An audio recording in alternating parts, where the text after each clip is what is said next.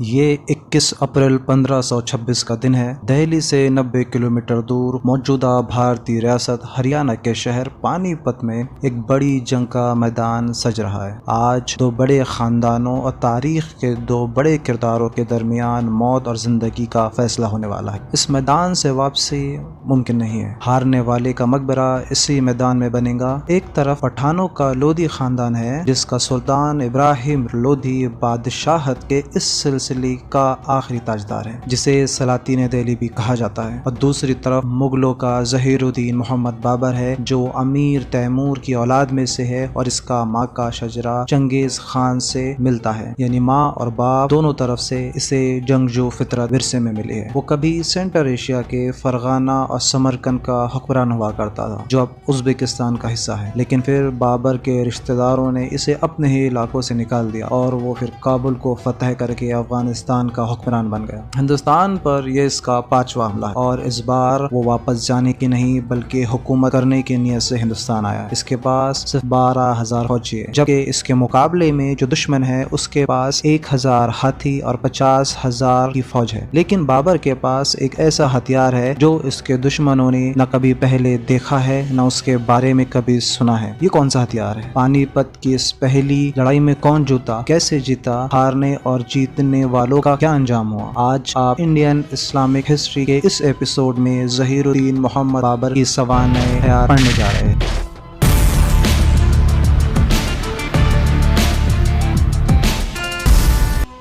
بابر جانتا تھا کہ 12,000 سپاہیوں کے ساتھ ابراہیم لودھی کو شکست دینا اس کے بس کی بات نہیں ہے، اس لیے اس نے کھلے میدان میں جنگ کی بجائے اپنی حکمت عملی سے ہرانے کا فیصلہ کیا۔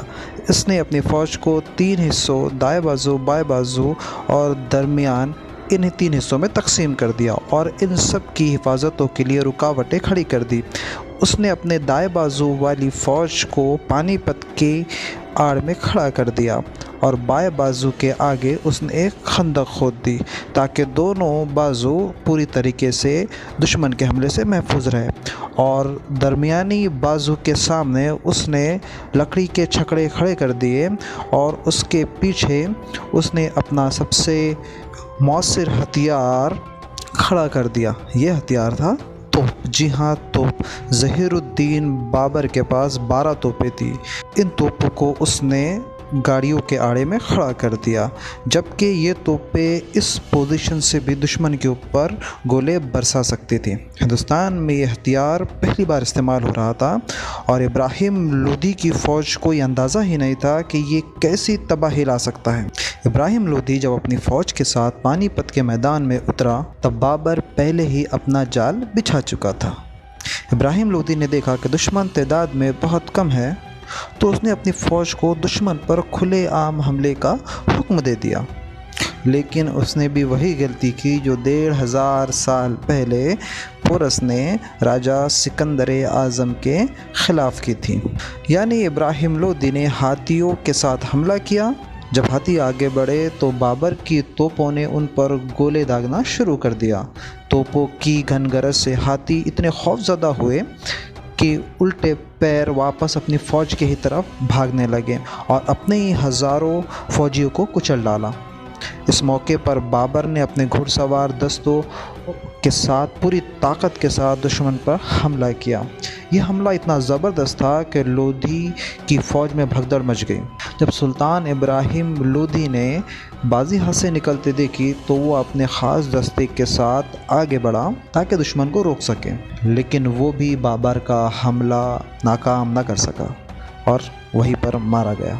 بابر نے پانی پت کی پہلی جنگ جیت لی تھی اور ہندوستان میں مغلیہ سلطنت کی بنیاد رکھی۔ یہ سلطنت 300 برس سے زیادہ عرصے تک ہندوستان میں قائم رہی۔ بابر جیت چکا تھا اور اس نے شکرانے کے طور پر پانی پت میں ایک باغ لگایا جسے کابلی باغ کہتے ہیں، اور اس میں ایک شاندار مسجد تعمیر کی جسے اسی باغ کے نام پر کابلی باغ والی مسجد کہا گیا۔ یہ مسجد آج بھی موجود ہے اور اس کے سامنے والا باغ آج بھی موجود ہے جسے کابلی باغ کہا جاتا ہے۔ ابراہیم لودھی کو بھی بابر نے پانی پت میں ہی دفن کیا اور اس کی قبر پانی پت میں آج بھی موجود ہے۔ پانی پت کی فتح کے بعد مال غنیمت کے ساتھ بڑی تعداد میں بابر کے حصے میں ابراہیم لودھی کے ہاتھی بھی آئے۔ بابر فاتحانہ شان و شوکت کے ساتھ دہلی چلا آیا اور شہر میں داخل ہو کر اس نے سب سے پہلے حضرت شیخ نظام الدین اولیاء رحمۃ اللہ علیہ کی مزار پر حاضری دی۔ جب بابر آگرہ پہنچا تو اسے معلوم ہوا کہ اس کا بیٹا ہمایوں اس سے پہلے ہی آگرہ پہنچ چکا تھا۔ وہاں اسے کوہ نور پیش کیا گیا۔ یہ کوہ نور ہیرا گوالیار کے راجہ وکرماجیت کے خاندان کے پاس تھا۔ اس خاندان کے پاس سے ہیرا ہمایوں کے پاس آیا۔ بابر لکھتا ہے کہ اس ہیرے کی قیمت دنیا کی آدھی آمدنی کے برابر ہے۔ جب ہمایوں نے یہ ہیرا اپنے والد کے سامنے پیش کیا تو بابر نے یہ ہیرا واپس ہمایوں کو ہی بخش دیا۔ بابر کے راستے کی ساری رکاوٹیں دور ہو چکی تھی۔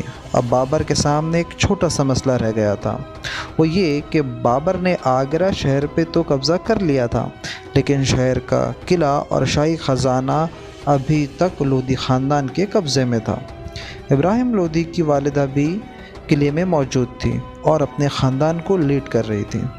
اس نے بابر سے مذاکرات کیے اور قلعہ بابر کے حوالے کرنے کے عوض اپنی مکمل سلامتی کی ضمانت مانگی اور اس کے ساتھ 1,00,000 روپے نقد، آگرہ کے باہر اپنی رہائش کے لیے ایک محل اور اپنی تمام عمرہ کے لیے جاگیریں بھی مانگی۔ بابر نے ساری شرائطیں مان لی اور یوں قلعے کے دروازے کھل گئے، لیکن لودھی کی ماں دل ہی دل میں بابر کے قتل کا پلان بنا رہی تھی۔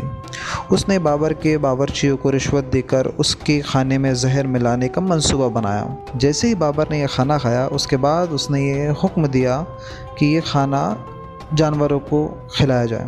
جب یہ کھانا جانوروں کو کھلایا گیا تب وہ تمام جانور بیمار ہو گئے، لیکن وہ زندہ بچ گئے اور بابر بھی زندہ بچ گیا۔ اور زہر کا اثر کم کرنے کے لیے وہ خود جڑی بوٹیاں دودھ کے ساتھ استعمال کرتا رہا۔ یہ تمام معلومات بابر کی سوانح تسکے بابری سے لی گئی ہے، جو آپ اسکرین پہ اس وقت دیکھ سکتے ہیں۔ تفتیش کے بعد زہر دینے کی سازش میں ملوث باورچی سمیت 2 مردوں اور 2 خواتین کو گرفتار کر لیا گیا اور وہ جتنے بھی ملزمین تھے ان تمام کو الگ الگ طریقے سے سزائے موت دی گئی، جس کا مکمل تبصرہ تسکے بابری میں پڑھا جا سکتا ہے۔ جبکہ ابراہیم لودھی کے باقی خاندان کو کابل بھیج دیا گیا۔ یہ بھی کہا جاتا ہے کہ بعد میں ابراہیم لودھی کی ماں نے دریا میں کود کر خودکشی کر لی۔ بہرحال ان سب کے باوجود بابر شہنشاہ بن چکا تھا۔ یہ وہی بابر تھا جسے فرغانہ سے نکلنے کے بعد اپنی والدہ کے ساتھ دشمن سے بچنے کے لیے گنتی کے چند وفاداروں کے ساتھ جنگلوں میں چھپنا پڑا تھا۔ اب وہی بابر ہندوستان کا شہنشاہ بن چکا تھا، لیکن تخت حاصل کرنا ایک الگ کام ہے اور اس کے بعد اس پر کنٹرول برقرار رکھنا یہ دوسرا کام ہے۔ ہوا یوں کہ راجپوتوں کے میواڑ کا راجہ رانا سانگا، جس نے خود بابر کو ہندوستان پر حملہ کرنے کی دعوت دی تھی، اب وہ بابر کی حکومت تسلیم نہیں کر رہا تھا۔ اصل میں رانا سانگا نے یہ سمجھا تھا کہ بابر بھی اپنے آبا و اجداد کی طرح ہندوستان پر حملہ کرے گا اور لوٹ مار کر کے واپس چلا جائے گا اور رانا سانگا اپنی سلطنت کو پھیلا لے گا۔ اس نے بابر سے یہ وعدہ بھی کیا تھا کہ ابراہیم لودھی سے لڑائی کے وقت وہ بابر کی مدد کرے گا، لیکن آخر میں بابر کو اکیلے ہی ابراہیم لودھی سے لڑنا پڑا۔ رانا سانگا اپنے علاقے میں ہی موجود رہا، اسی لیے بابر رانا سانگا کو بد عہد سمجھتا تھا۔ ابراہیم لودھی کو ہرانے کے بعد جب بابر نے ہندوستان میں ہی رکنے کا فیصلہ کیا تو رانا سانگا اس سے جنگ کے لیے تیار ہو گیا۔ اس نے ارد گرد کے راجپوت راجاؤں کو جمع کیا اور ایک بڑا لشکر تیار کیا، حتیٰ کہ لودھی خاندان کے تمام باقی افراد کو بھی اس نے اپنے ساتھ میں اتحاد میں شامل کر لیا۔ لیکن اب بابر نے اس اتحادی فوج سے مقابلہ کرنے کے لیے نئی توپیں تیار کرنے کا حکم دیا۔ بابر کے وفادار علی قلی نے ایک توپ تیار کی جو 600 میٹر تک گولہ پھینک سکتی تھی۔ بابر نے خوش ہو کر علی قلی کو ہیروں سے جڑا ہوا ایک خنجر اور شاہی لباس عطا کیا۔ اب بابر راجپوتوں سے مقابلے کے لیے نکلا تو اس کے پاس 50 توپیں اور ایک زبردست لشکر موجود تھا، لیکن اس موقع پر ایک نجومی نے اعلان کر دیا کہ مریخ سیارہ جو کہ علم نجوم میں جنگ کا ستارہ مانا جاتا ہے، وہ مغرب میں ہے، یعنی یہ بابر کی فوج کے لیے برا شگن ہے۔ جب بابر کی فوج نے یہ سنا تو اس کے حوصلے پست ہو گئے، لیکن اس موقع پر بابر نے ایک حیرت انگیز اعلان کیا۔ ظہیر الدین بابر اس وقت شراب نوشی کا عادی تھا، لیکن اب اس نے منت مانگی کہ یہ جنگ اگر وہ جیت گیا تو شراب سے توبہ کر لے گا اور داڑھی بھی کبھی نہیں منڈوائے گا۔ اس نے اپنی فوج کو حوصلہ دینے کے لیے اسی وقت شراب کے برتن توڑ دیے۔ مغلیہ سلطنت کے پاس شراب سے لدے ہوئے اونٹ کی قطاریں موجود تھیں۔ بابر نے یہ منت بھی مانگی کہ اگر وہ رانگا سانگا سے جیت گیا تو اپنی سلطنت میں تمام موجود مسلمانوں پر تمام ٹیکس کو ختم کر دے گا۔ بابر کی فوج دشمن کی زیادہ تعداد سے بھی خوف زدہ تھی، اس لیے بابر نے اپنی فوج کے سامنے ایک تقریر کی اور کہا کہ جو بھی اس دنیا میں آیا ہے اسے مرنا ہے، زندگی اور موت خدا کے اختیار میں ہیں، اس لیے میدان جنگ میں دشمن کو دیکھ کر منہ مت موڑنا۔ بابر اپنی تقریر اور شراب کو ضائع کر کے اپنی فوج کے مورال کو بڑھانے میں کامیاب ہو گیا۔ آگرہ سے 60 کلومیٹر راجستھان میں ایک علاقہ ہے خانوا، یہ آج کل راجستھان کے بھرت پور ضلع کا حصہ ہے۔ بابر اور رانا سانگا کی فوجیں اسی میدان میں آمنے سامنے آئیں۔ یہاں بابر نے ایک بار پھر پانی پت والی ٹیکنیک استعمال کی۔ اس نے گاڑیوں کو رسی سے باندھ کر اپنی فوج کے درمیانی حصے کے سامنے کھڑا کر دیا اور اس کے پیچھے تیر انداز کھڑے کیے اور اس کے پیچھے توپیں لگوا دی۔ فوج کے دائیں اور بائیں حصے کے بازو میں بڑی بڑی خندقیں کھدوا دی۔ چنانچہ جنگ شروع ہوئی تو ایک بار پھر بابر کی فوج نے بڑے آسانی سے دشمن کی فوج کو گھیرے میں لے لیا۔ رانا سانگا کے کچھ اتحادی بھی بابر سے مل گئے اور بابر نے یہ جنگ بآسانی جیت لی۔ رانا سانگا کی موت کے بعد بابر کے راستے کا ایک اہم کانٹا ہٹ گیا تھا۔ وہ بے فکر ہو کر ہندوستان پر حکومت کرنے لگا، لیکن صرف 2 سال بعد 1530 میں 47 برس کے ظہیر الدین بابر کی موت ہو گئی۔ بابر کی موت سے ایک حیرت انگیز واقعہ منسوب ہے۔ کہتے ہیں بابر کا بیٹا اور ولی عہد ہمایوں بری طرح بیمار ہو گیا تھا۔ بابر پریشانی کی حالت میں بیٹے کے بستر کے ارد گرد چکر لگاتا رہا اور دعا کرتا رہا، میری زندگی کے بدلے میرے بیٹے کی زندگی بخش دیں۔ حیرت انگیز طور پر بابر بیمار ہو گیا اور ہمایوں صحت یاب ہو گیا۔ اسی بیماری کی حالت میں وہ انتقال کر گیا۔ بابر کی میت کو اس کے وصیت کے مطابق کابل لے جا کر دفن کیا گیا۔ جس باغ میں بابر کا مقبرہ ہے اسے باغ بابر کہتے ہیں۔ بابر کی آبائی ریاست فرغانہ، جو کہ اب ازبکستان کا حصہ ہے، اس حکومت کے پرانے شہر اندجان شہر میں ایک چوک ہے جسے ناوئی چوک کہتے ہیں۔ کچھ عرصہ پہلے تک یہ چوک بابر چوک کہلاتا تھا۔